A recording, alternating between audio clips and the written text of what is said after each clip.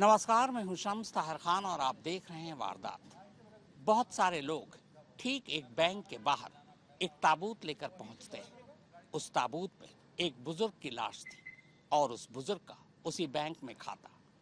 यहाँ आए लोगों की जिद थी कि वो उस ताबूत को ठीक बैंक के बाहर ही दफनाएंगे, ताकि बैंक के मुलाजिम हर रोज जब बैंक आए या जाए तो वो उसकी कब्र से होकर गुजरे। अब सवाल ये है कि आखिर कोई किसी मुर्दे को किसी बैंक के बाहर क्यों दफनाएगा? का अंत होता है। हम लोगों ने तुम्हारे खिलाफ आरएम को रिपोर्ट किया, उसके बाद भी तुमने अपना आदत नहीं छोड़ा। बहुत अत्याचार होता है, उनके साथ नाइंसाफी होती है। इस बात का भी सबूत है हमारे पास कि बैंक में खाता खोलने का भी तुम पैसा लेते हो।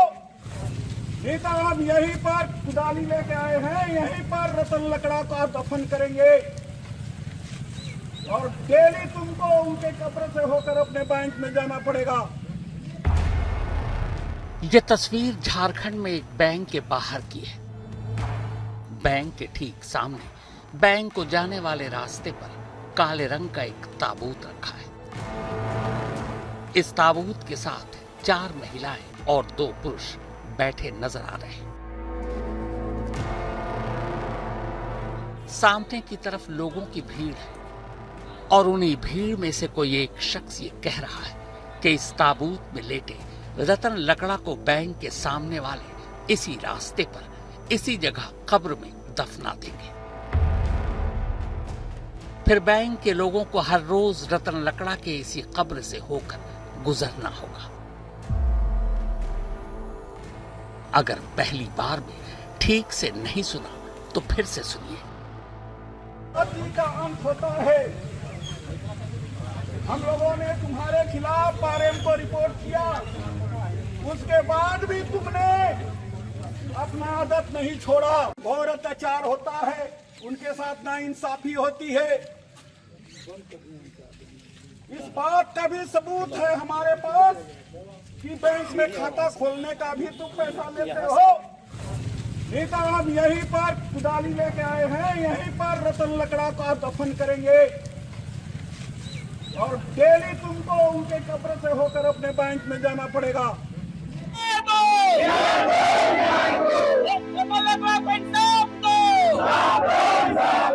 एक बैंक के बाहर ताबूत रखकर ये लोग यहाँ क्यों धरना दे रहे हैं?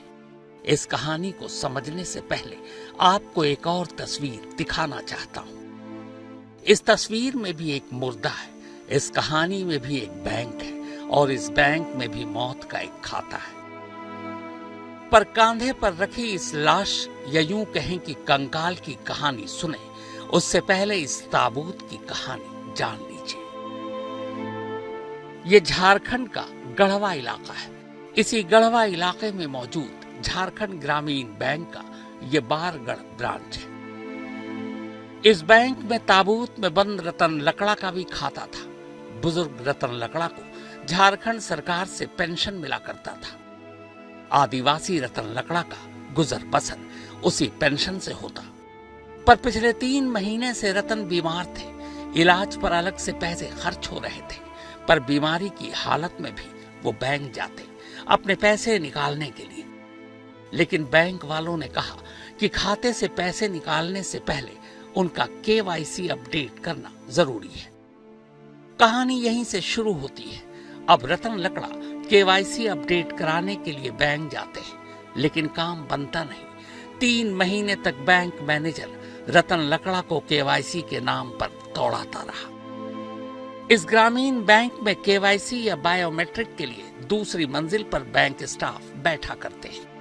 पहले से ही बीमार रतन एक बार बेहद गंभीर हालत में बैंक पहुंचते हैं, लेकिन उनकी हालत ऐसी थी कि वो दूसरी मंजिल तक सीढ़ियां चढ़कर जा नहीं सकते थे। रतन के साथ गई उनकी बहू ने बैंक मैनेजर से गुजारिश की कि अगर कोई नीचे जाकर उनका KYC कर दे तो उनके पैसे निकल आएंगे। बहुत बीमार है वो। लेकिन बैंक मैनेजर ने गुस्से में अपने स्टाफ से रतन लकड़ा और उसकी बहू को बैंक से बाहर निकाल दिया। बीमार रतन लकड़ा एक बार फिर खाली हाथ घर लौटा है। KYC हुआ नहीं तो पैसे आए नहीं, पैसे आए नहीं तो दवा खरीदी नहीं, दवा खरीदी नहीं तो आखिर में बिस्तर ही पकड़ लिया। मार्च से मैं आने लगी केवाईसी कराने के लिए। मैं मार्च में भी आई ऑटो कर करके कि केवाईसी करा के मेरा साथ को दोनों का केवाईसी लगल है तो पैसा निकाल नहीं होने पा रहा है। मैं बोली कि सर मैं एक बार ही कई बार ले लेके आ रही हूँ ऑटो कर करके, मेरा स्थिति खराब होते जा रहा है तो चल थोड़ा देख लीजिए, मैं नीचे रखी हूँ ऑटो करके। तो बोलने लगी कि नंदलाल इसको निकालो तो जल्दी बात। रतन लकड़ा और उनकी पत्नी का केवाईसी 3 महीनों से नहीं हो रहा था। मार्च, अप्रैल, मई 3 महीना तक उनकी जो बहू है फुलमणि लकड़ा वो बैंक में दौड़ती रही और परेशान होके वो अपने ससुर को यहाँ टांग के ले आई। मैनेजर से कहा कि मैं अपने ससुर को टांग के ले आई हूँ, मरनासन है, कृपया आप चल के देख लीजिए, बैंक में नहीं चढ़ सकते हैं, है ना, आप उनका केवाईसी कर दीजिए। बैंक मैनेजर अपना चपरासी को बोलते हैं इसको बाहर निकालो, दरवाजा बंद करो, हटाओ यहाँ से, है ना, केवाईसी नहीं हुआ।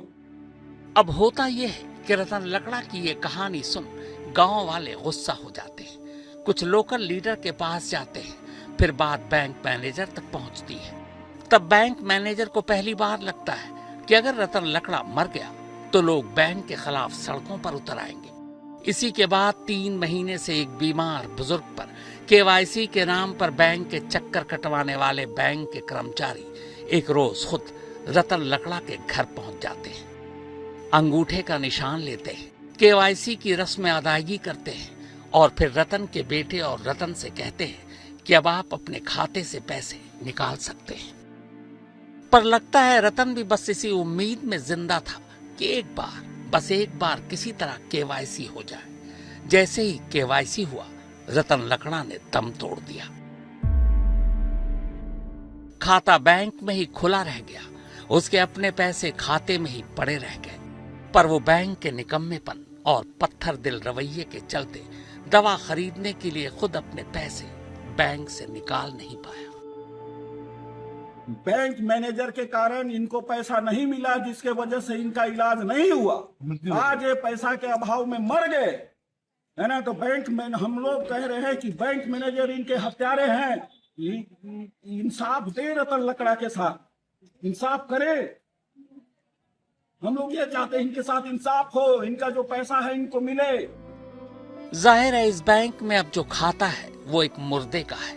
जब केवाईसी के नाम पर बैंक ने 3 महीने तक बीमार रतन को बैंक के इतने चक्कर कटवाए तो अंदाजा लगाइए अब उसी मुर्दा रतन के खाते में जमा पैसे को उसके जिंदा रिश्तेदारों को देने में कितनी मुद्दत लगाएगा। रतन लकड़ा की मृत्यु के बाद जब हम लोगों ने धरना दिया था बैंक में, तो मैंने खुद आरएम से बात की थी संबंध में। मैंने कहा था कि उनके अकाउंट में जमा राशि के भुगतान में कोई दिक्कत नहीं होनी चाहिए। इस पर आरएम ने कहा था कि यह राशि आप लोगों को भुगतान कर दिया जाएगा, लेकिन अभी तक इसका प्रोसेस जारी है। मुझे पता चला है कि आज या कल उसका जो डेथ सर्टिफिकेट है वो मिल जाएगा। इसके बाद उसको तुरंत बैंक में जमा करके हम लोग राशि निकासी की मांग करेंगे। अभी तक राशि नहीं मिली है, प्रोसेस में है। खैर, मुर्दा बैंक खाते को छोड़िए, अब जैसे ही रतन लकड़ा की मौत होती है पूरा इलाका गुस्से में उबलने लगता है। रतन लकड़ा की लाश को एक ताबूत में रखकर लोग बैंक तक पैदल चल पड़ते हैं। फिर बैंक के बाहर ताबूत रखकर रतन की लाश बैंक के बाहर ही दफनाने की जिद करने लगते हैं।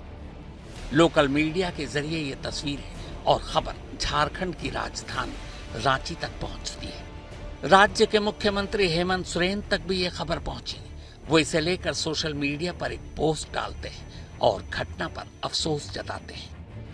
आदिवासी इलाकों में ज्यादातर आदिवासी अपने या सरकारी योजनाओं से मिलने वाले पैसे इसी झारखंड ग्रामीण बैंक में जमा करते हैं। सरकारी योजनाओं के कुछ पैसे इन आदिवासियों के खाते में सीधे इसी अर्ध सरकारी ग्रामीण बैंक तक पहुंचता है।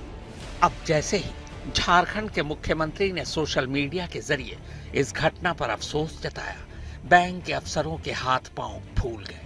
उन्हें अपनी नौकरी ही खतरे में पड़ती नजर आई। नौकरी बचाने के लिए अब उसी बैंक के 2 अफसर, जिस बैंक में रतन लकड़ा का खाता था, रात के अंधेरे में रतन के घर उनकी बीवी, बेटे और बहू से बात करने चुपके से पहुंच जाते हैं। पहले धमकी देते हैं, फिर लालच। पर इत्तेफाक से उसी गांव के कुछ लोग रतन के घर पहुंच जाते हैं। एक शख्स मोबाइल पर ही रात में चोरी से आने वाले दोनों बैंक अफसरों से पूछताछ शुरू कर देता है। दोनों ऐसे घबराते हैं कि घर छोड़कर ही भाग जाते हैं। इतना रात को आप लोग कहाँ आए हैं? बैठिए बैठिए। कहाँ आए हैं आप? बैंक मैनेजर है ना? हैं? रुकिए। सब कर रहे हैं फालतू वाला ये सब चीज आदमी नहीं है। रुकिए। आपको कोई ये है? कोई नहीं है कुछ। इसका मतलब क्या है? आप लोग कहाँ आए हैं इतना रात को? बैंक है क्या है? आप लोग जवाब दीजिए। नहीं वो बोला बैंक है कि क्या है? आप लोग कहाँ आए हैं रात में? लाइट क्यों बंद कराए थे? इसका जवाब दीजिए हम लोगों को। लाइट क्यों बंद करवाए? काहे लाइट बंद करवाए? अरे छोड़िए ना सर, कहाँ देखिए। बैठिए बैठिए, इज्जत से बैठिए आप लोग। बैठिए। नहीं हम नहीं कहाँ जा रहे हैं? कहाँ करना चाह रहे हैं? मारना चाह रहे हैं? मारेंगे नहीं, हम लोग मारेंगे नहीं। लेकिन आप लोग आए कहाँ हैं रात के? हैं? बड़गर के बैंक मैनेजर कृष्णा कुमार राम और ये क्या नाम है उनका जी? नंदलाल। रात में आकर के इस विधवा महिला के घर में लाइट बंद करा करके यहाँ पर क्या बात कर रहे हैं। जब हमने आया कि यहाँ पर ये लोगों को पकड़ने, तो गाड़ी देख लीजिए कि यहाँ 200 किलोमीटर दूर में गाड़ी रखे हैं। लाइट दिखाइए जी, इधर लाइट दिखाइए। बैंक मैनेजर जा रहे हैं, यहाँ देख लीजिए। आगे आगे नंदलाल जा रहे हैं। अर्जुन जी सब कर रहे हैं, आपसे कोई मेरा पर्सनल कुछ है क्या? और कुछ बोलना है? बोलिए। अरे क्या समझ में नहीं आ रहा। देख लीजिए, मैं आप लोगों को दिखा रहा हूँ। नंदलाल जी गाड़ी में बैठ गए। बाइक इतना दूर, बताइए कहाँ जाते हैं? भाग रहे हैं यहाँ से, पूरब की ओर जा रहे हैं। पता नहीं अब कहाँ जा रहे हैं ये लोग। बेशर्मी का आलम देखिए। जब रतन की मौत सुर्खियां बनी, तब इसी बैंक के स्टाफ ये कहने लगे कि रतन का केवाईसी तो हो गया था, पैसे निकालने की कोई दिक्कत भी नहीं थी, पर पैसा निकालने कोई आया ही नहीं। इसके बारे में जानकारी हमको नहीं है सर। क्या जानकारी है? अभी तो ये लोग बोल रहे हैं कि केवाईसी का प्रॉब्लम है, लेकिन हमको तो जानकारी है कि केवाईसी हो गया सर। उसका पैसा क्यों निकला? पैसा के लिए तो आए नहीं है सर। पैसा के लिए यहाँ कोई आए नहीं। वो लोग तो बोल रहे हैं कि लगातार चक्कर लगा रहे हैं। नहीं, इलाज के बाद मौत हो गया इनका। एक बार न्यूज में आया था, हम लोग देखे थे। उसके अलावा फिर और कोई पैसा के लिए तो नहीं आए। अब कहानी यह है कि इलाके के डीसी, एसडीएम और एलडीएम मामले की जांच में जुट गए। जांच के बाद कड़ी कार्रवाई की बातें भी कर रहे हैं। ये हमको जानकारी हुई है और ये काफ़ी दुखद है और ये गंभीर मामला है। और आज सवेरे ही हमने जांच के आदेश दे दिए हैं। अनुमंडल पदाधिकारी रंका और एलडीएम को संयुक्त रूप से जांच करके प्रतिवेदन देने के लिए हमने इंस्ट्रक्शन दिया है। और इस संदर्भ में जो भी दोषी होंगे निश्चित रूप से कड़ी कार्रवाई की जाएगी। हाँ, ट्रुथ मिला है, लेकिन हमने जांच के आदेश दे दिए हैं। जैसे ही जांच प्रतिवेदन आएगा, आज ही जांच प्रतिवेदन आएगा और उसके बाद उस प्रतिवेदन के आलोक में कठोर कार्रवाई की जाएगी। देखिए, वो जो डेथ कर गए हैं उनके परिजन से भी मिले हैं। सारा चीज इन्होंने भी विस्तृत रूप से बताया है। साक्ष्य भी कलेक्ट हुआ है, प्लस बैंक वालों से भी बात की गई है। तो इसको हम लोग जो जांच रिपोर्ट है उपायुक्त महोदय को हम लोग आगे भेजेंगे। जो भी कार्रवाई होगी। पर इन अफसरों से हटकर आपको एक बात बताता हूँ, ये जो सरकारी अफसर जांच और कार्रवाई के दावे और दम भर रहे हैं, असल में इनमें से ज्यादातर हवा ही होते हैं। ये क्या कार्रवाई करेंगे और क्या जांच, इसका एक छोटा सा नमूना देखिए कि जीते जी तो रतन लकड़ा को उसके पैसे नहीं मिल पाए, पर मरने के बाद भी रतन के मुर्दा खाते से उसके जिंदा परिवार को अब तक एक भी रुपया नहीं मिला है। पहले केवाईसी के नाम पर रतन मर गया, अब उसी मुर्दा रतन के मुर्दा होने का सबूत यानी डेथ सर्टिफिकेट यानी मृत्यु प्रमाण पत्र का इंतजार हो रहा है।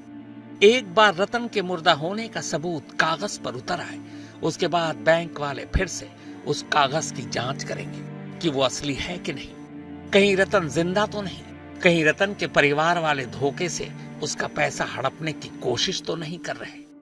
और इस तरह अब भी इंतजार करना होगा रतन के मुर्दा खाते से रतन के जिंदा रिश्तेदारों को पैसा निकालने के लिए। जब रतन जिंदा था तब उसने इंतजार किया, अब रतन के घर वाले इंतजार करेंगे। एक इंतजार ही तो है जिसका कोई सबूत किसी सरकारी दफ्तर में नहीं मांगा जाता, क्योंकि इंतजार सरकारी अफसर नहीं, वो जनता करती है जो इन्हें सरकारी अफसर बनाती है। चंदन कुमार कश्यप, गढ़वा, झारखंड, आज तक।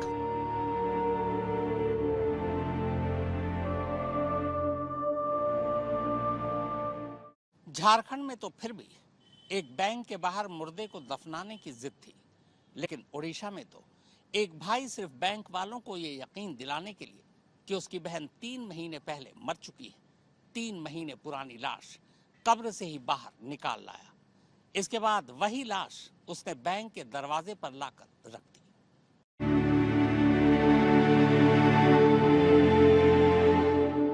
तपती पथरीली सड़क, नंगे पांव और जिस्म पर सिर्फ एक लुंगी।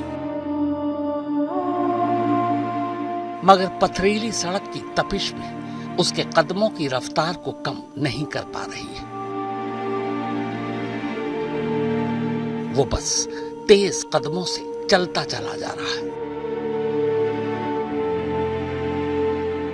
इसी आलम में उसे कुल 3 किलोमीटर पैदल चलना है। इसके कांधे पर फिलहाल तो कंकाल जैसी कोई चीज नजर आ रही है। कंकाल इसलिए कि आगे की तरफ दोनों पांव किसी कंकाल के पांव की तरह ही नजर आ रहे हैं। बाकी कांधे पर जो कुछ है वो प्लास्टिक की एक बोरी से ढका हुआ है। इसे अपने आसपास से गुजरने वाले किसी की भी कोई परवाह नहीं, या शायद कोई सुध ही नहीं। चलते चलते शायद इस बोझ से उसका कांधा दुखने लगा है, तो बीच में वो इसे अपने दोनों हाथों से एक तरह से गोद में लिए चल रहा है। 3 किलोमीटर का सफर या दूरी, खासकर पैदल, वो भी इस तेज गर्मी में तय करना इतना आसान भी नहीं। लेकिन एक कब्रिस्तान से शुरू हुआ ये सफर 3 किलोमीटर बाद जहां जाकर खत्म होना था, वहां पहुंचने की शायद इसे जल्दी थी। इसीलिए बिना रुके थके बस ये चलता रहा।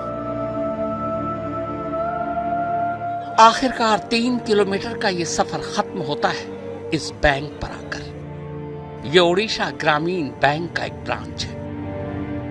अपनी मंजिल पर पहुंचते ही अब ये शख्स अपने कांधे से वो बोझ उतारता है और बैंक के दरवाजे के बाहर इस जगह पर रख देता है।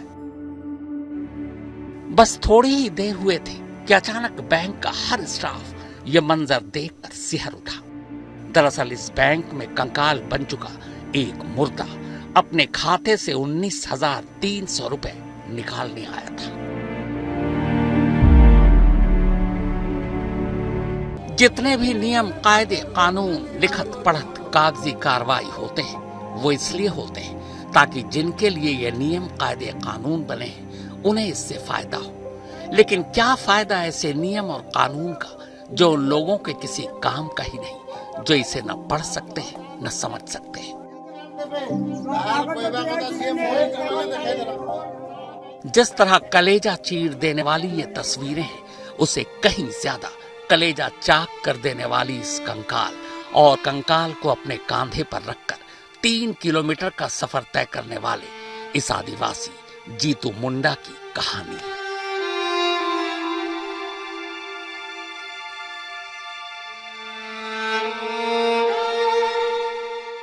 ओडिशा के क्योंझर इलाके में मौजूद ये ओडिशा ग्रामीण बैंक का एक ब्रांच है। इस बैंक में जीतू मुंडा की बहन कलारा मुंडा का एक खाता है। कलारा मुंडा ने अपने जानवर बेचकर 20,000 रुपए जमा किए और सारे के सारे पैसे इसी बैंक में जमा कर दिया। इस खाते के हिसाब से कलारा का पति और बेटा नॉमिनी थे। इत्तेफाक से पति और बेटे की पहले ही मौत हो चुकी थी। अब अकेली कलारा बची थी। अब होता यह है कि इसी साल 26 जनवरी को कलारा की भी मौत हो जाती है बीमारी की वजह से। अब कलारा के सबसे करीबी रिश्तेदार में उसका इकलौता भाई ही बचा। जीतू मुंडा। वही भाई जीतू मुंडा जिसने 2 महीने पहले अपने हाथों से अपनी बहन क्लारा की मौत के बाद उसकी लाश को यहीं दफनाया था। अब चूंकि क्लारा के घर में कोई रहा नहीं तो सब कुछ जीतू मुंडा ही देख रहा था। जीतू पढ़ा लिखा नहीं है। ग्रामीण बैंक के पासबुक को देखकर किसी पढ़े लिखे ने उसे बताया कि उसकी बहन के खाते में इस वक्त 19,300 रुपए है। चूंकि वो उसका भाई है और कोई नॉमिनी भी नहीं बचा तो इस पैसे पर उसका हक है और वो बैंक से ये पैसे निकाल सकता है। इसी के बाद जीतू बैंक पहुंचा, लेकिन बैंक वालों ने ये कहकर उसे पैसे देने से इनकार कर दिया कि जिसका खाता है उसे बैंक लेकर आओ। अब जाहिर है जीतू अपनी मुर्दा बहन को बैंक तो ला नहीं सकता था। उसने बैंक स्टाफ को बताया कि उसकी बहन की जनवरी में ही मौत हो चुकी है, लेकिन बैंक वाले नहीं माने। फिर भी पिछले 2 महीने से जीतू लगातार बैंक के चक्कर काटता रहा। पिछले हफ्ते जीतू फिर बैंक पहुंचा। तब बैंक स्टाफ ने झल्लाकर उससे कहा कि जिंदा अपनी बहन को नहीं ला सकते तो मुर्दा ही ले आओ, हमें यकीन हो जाएगा, तब पैसे निकाल लेना। अब चूंकि जीतू पढ़ा लिखा था नहीं, उसे नॉमिनी, डेथ सर्टिफिकेट या बैंक के नियम कानून कुछ पता नहीं थे। लिहाजा आदिवासी जीतू को लगा कि अगर वो अपनी बहन की लाश बैंक में ले आए तो बैंक वालों को यकीन हो जाएगा। एक बैंक स्टाफ ने उससे ऐसा ही कहा था। फिर क्या था, जीतू ने ठीक ऐसा ही किया। 27 अप्रैल सोमवार के दिन बैंक खुलने से पहले सुबह सुबह जीतू सबसे पहले अपनी बहन की कब्र पर पहुंचा। उसी कब्र पर जहां 3 महीने पहले उसने खुद अपने हाथों से अपनी बहन को दफनाया था। अब वो वापस उसी कब्र को अकेले खोदना शुरू करता है। 3 महीने में लाश कंकाल बन चुकी थी।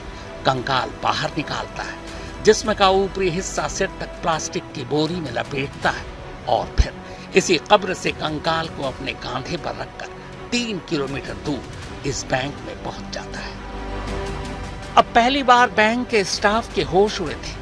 उन्होंने उसे काफी समझाने की कोशिश की, पर अगर जीतू पढ़ा लिखा होता तो पहले ही समझ जाता। वो कंकाल को बैंक के बाहर ही रखकर बस यही कहता रहा कि ये है मेरी बहन के मुर्दा होने का सबूत, अब तो खाते से पैसे दे दो। जब बैंक स्टाफ जीतू को समझाने में नाकाम रहे तब किसी ने पुलिस को खबर दे दी। जब पुलिस मौके पर पहुंचती है और यूं एक कंकाल को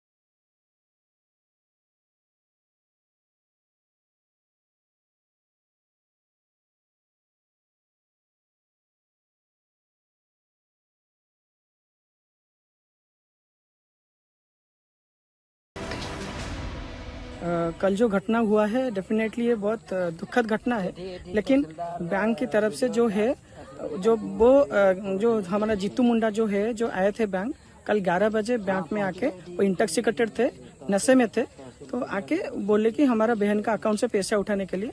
तो हमारा जो बैंक का जो कायदा कानून है कि दूसरा अकाउंट से तो एक पैसा नहीं उठा सकता है। तो वो जो डेथ हो गया, जो बैंक मैनेजर उनको समझा है कि ये डेथ की जो हुआ है, डेथ का सर्टिफिकेट आपको लाना है, जो प्रोसीजर के हिसाब से आपका सेटलमेंट होके आपको जो लीगल है उनको पैसा मिल जाएगा। तो मे भी वो उसका मिसअंडरस्टैंडिंग किया, उसका इंटरप्रिटेशन किया, डेथ सर्टिफिकेट जगह वो बस डेड बॉडी लेके 3-4 घंटा के बाद आ गया।